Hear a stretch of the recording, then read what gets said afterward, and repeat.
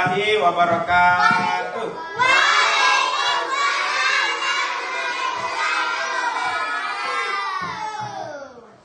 Selamat pagi anak-anakku sekalian.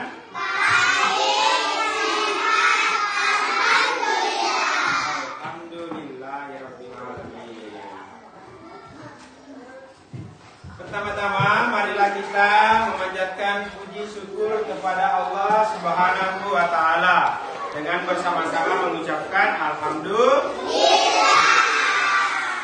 Kita bersalawat kepada Nabi kita Nabi Muhammad sallallahu alaihi wasallam dengan mengucapkan Allahumma sholli ala sayyidina Muhammad wa ala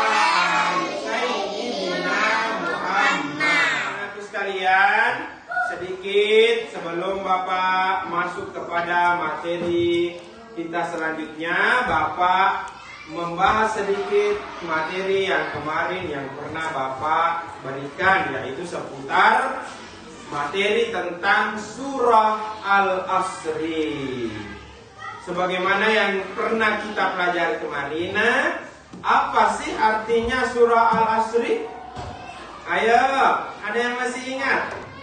Surah Al-Asri artinya waktu, ya, waktu atau masa.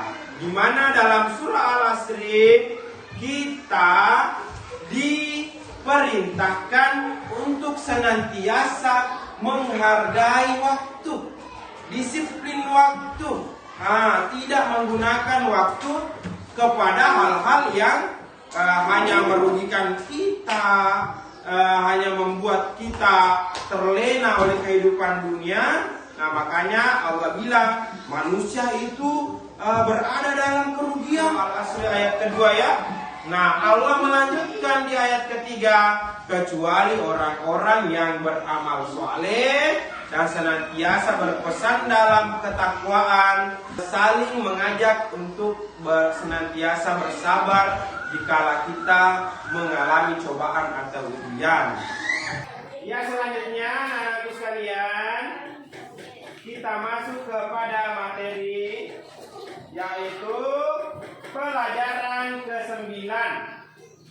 Coba dibuka halaman 59. Halaman 59. Pelajaran 9 dengan judul Allah Maha Suci. Judulnya Allah Maha Suci. Allah Subhanahu wa taala Maha Suci dari segala kekurangan, dari segala kesalahan, dari segala yang tidak baik-baik. Kita lanjut ke halaman berikutnya, halaman 60. Yakin Allah itu Maha Suci. Kita yakin bahwa Allah Subhanahu wa taala Maha Suci. Allah Subhanahu wa taala suka kepada orang-orang yang membersihkan atau mensucikan diri. Makanya kita manusia harus senantiasa menjaga kebersihan atau kesucian.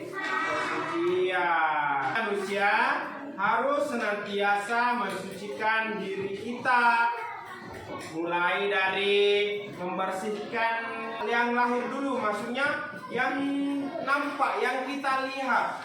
Misalnya bangun tidur, merapikan tempat tidur kita dulu, ya kan? Kalau sebelum berangkat ke sekolah kita apa dulu?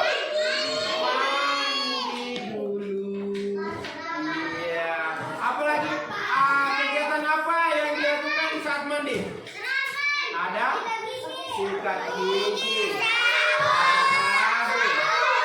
sampo. Apa lagi? Jangan lupa dikasih odol atau pasta gigi. Nah, supaya selain mulutnya bersih, nanti juga mulutnya akan jadi wangi. Oke, anak-anakku sekalian. Setelah kita membersihkan badan, jangan lupa ada juga yang harus dibersihkan yang lain. Apa itu? Apa yang ada di sini, bagian sini? Di dalam sini ada hati. Jadi kita harus membersihkan hati kita. Jangan suka mendendam. Nah, kita harus senantiasa berprasangka baik, rendah hati, tidak sombong, no? Iya, itu semua harus dibersihkan. Selanjutnya ada lagu yang berjudul Allah Maha Suci. Nah, nada lagunya ini diambil dari lagu Hai Becak.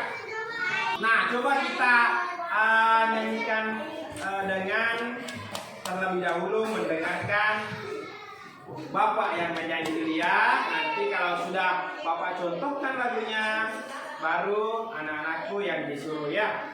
Kita aplikasikan ke lirik lagunya. Allah yang Maha Suci dari sifat yang keji, juga tidak terpuji, merugikan sendiri. Saya harus memuji pada ilahi Rabbi Allah, Allah, Allah Maha Suci. Ya, setelah mendengarkan Bapak, maka selanjutnya Bapak akan meminta anak-anakku yang menyanyikan. Oke? 1, 2, 3 dengan suara yang lantang.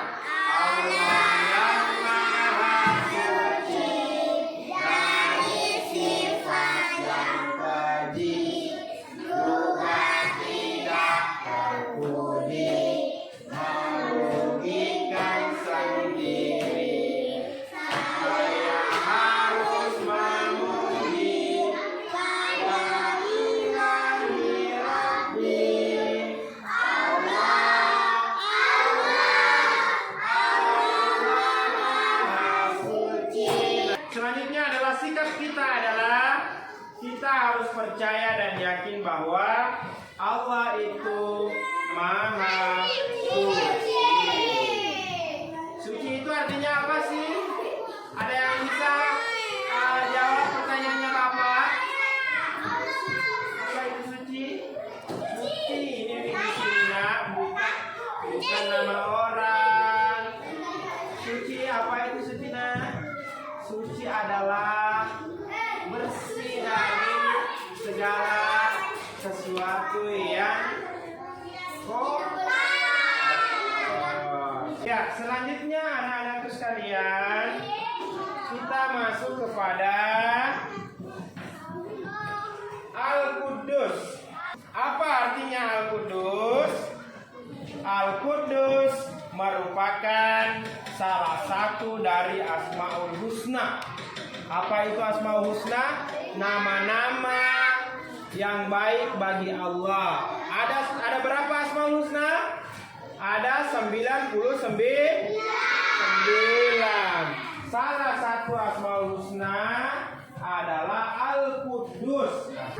Allah Subhanahu wa taala suci dari sifat-sifat yang tidak baik karena Allah itu maha sempurna.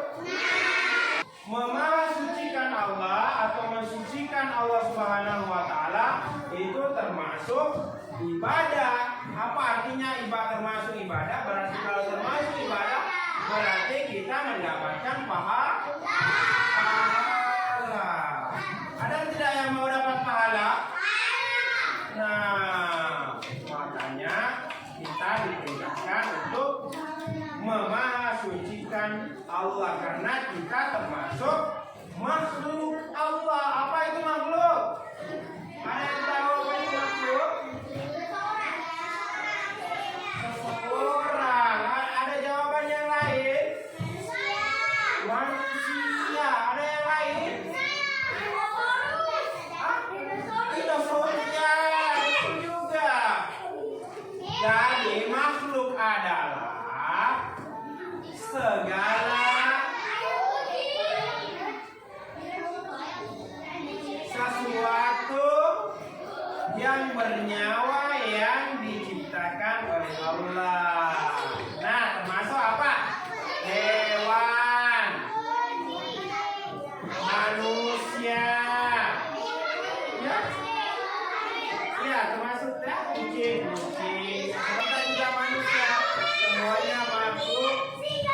makhluk namanya. Siapa yang menciptakan makhluk? Sebutan bagi Allah yang menciptakan makhluk adalah Al-Khaliq. Artinya yang menciptakan. Semua makhluk harus senantiasa memahasucikan Allah. Bagaimana? Ada yang tahu bagaimana caranya memahasucikan Allah? Dengan cara mengucapkan Subhanallah.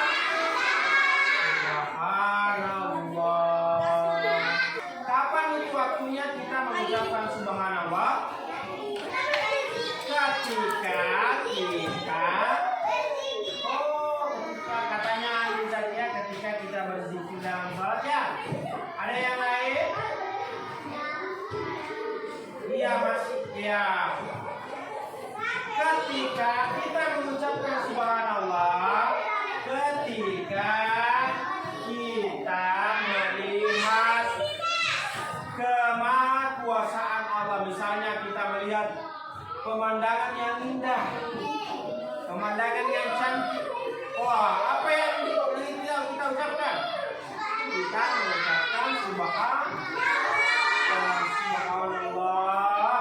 Cantiknya, iya, artinya Maha Suci Allah.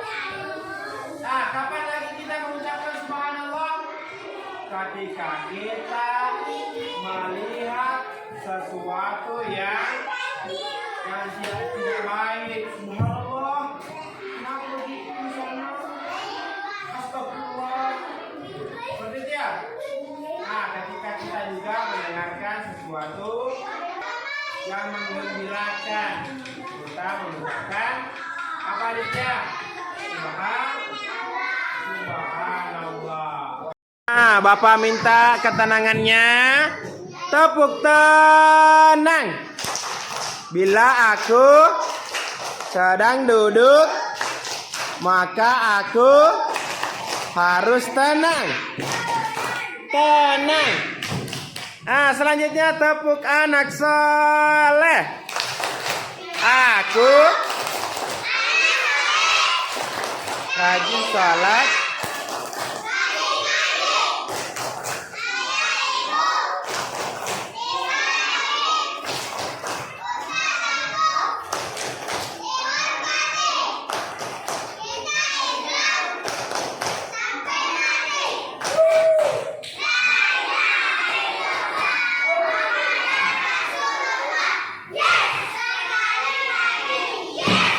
Kita menyanyikan kembali bersama-sama Allah Maha Suci. Coba 1, 2, 3. Allah yang Maha Suci dari sifat yang keji, juga tidak terpuji, merugikan sendiri.